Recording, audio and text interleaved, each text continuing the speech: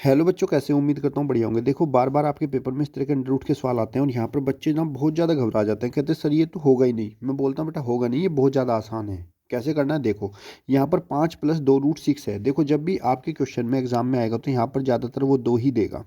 अब आपको करना क्या, अगर यहाँ पर 2 लिखा हुआ है तो आपको इस 5 के ऐसे फैक्टर करने हैं, इस 5 के ऐसे फैक्टर करने हैं कि उन दो संख्याओं को अगर हम प्लस करते हैं तो प्लस करने पर 5 आना चाहिए, और उन्हीं दो संख्याओं को अगर मैं गुणा करता हूँ और गुणा करने पर वो दोनों संख्या का मल्टीप्लिकेशन 6 आना चाहिए। तो अगर हम देखें तो भाई 5 के लिए क्या होता है, 3 2 5 होता है।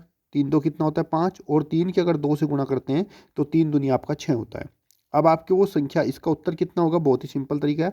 आपको क्या करना है, ये जो 3 2 लिखा, आप यहाँ पे लिखोगे 3, इसके ऊपर लगा दोगे अंडर रूट, फिर प्लस में लिखोगे √2। तो फाइनली आपका आंसर होगा √3 + √2। ऑप्शन नंबर बी आपका राइट आंसर। अगर यहाँ पर प्लस है तो इनके बीच में आप प्लस लगाओगे।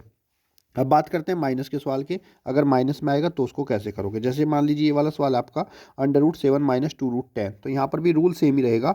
आपको ऐसी संख्या ढूंढनी है जिनको हम प्लस करें, तो प्लस करने पर आपका आना चाहिए 7।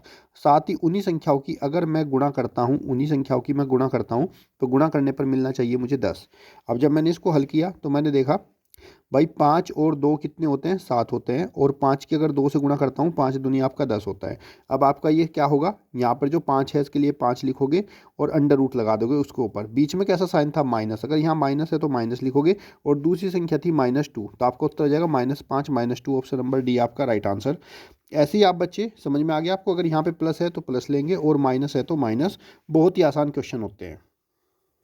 सो अगर आपको ये वाले क्वेश्चन समझ में आए तो मुझे कमेंट बॉक्स में इनका आंसर दीजिए। क्वेश्चन नंबर 3 और क्वेश्चन नंबर 4 का आंसर क्या होगा। वीडियो को लाइक और शेयर कर लेना।